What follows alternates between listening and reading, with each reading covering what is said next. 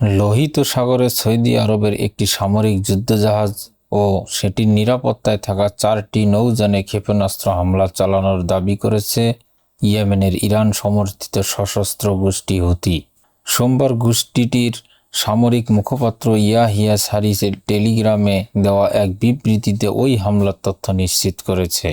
বিবৃতিতে ইয়াহিয়া সারি বলেছেন, লোহিত সাগরে একাধিক ব্যালিস্টিক ক্ষেপণাস্ত্র ব্যবহার করে সৌদি আরবের একটি সামরিক জাহাজে হামলা চালানো হয়েছে। সৌদির জাহাজ লক্ষ্য করে চালানো এসব হামলা নিখুঁতভাবে এবং সরাসরি লক্ষ্যবস্তুতে আঘাত হেনেছে। হুতির সামরিক মুখপাত্রের বিবৃতিতে বলা হয়েছে, এই অভিযানের ফলে সৌদির যুদ্ধ জাহাজটিতে আগুন ধরে যায়। একই সঙ্গে জাহাজটির নিরাপত্তায় থাকা কয়েকটি নৌকা ডুবে গেছে এবং বাকিগুলোতেও আগুন ধরে গেছে।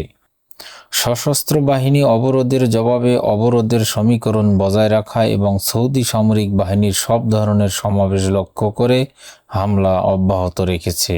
ইয়াহিয়া সারি বলেছেন, বেশ কয়েকটি ব্যালিস্টিক ক্ষেপণাস্ত্র ব্যবহার করে মুখা উপকূলের কাছে লোহিত সাগরে সৌদি শত্রুপক্ষের সেনাবহরে ব্যবহৃত একটি সামরিক যুদ্ধজাহাজ এবং সেটির নিরাপত্তায় থাকা 4টি টহল নৌযানে সফলভাবে হামলা চালানো হয়েছে।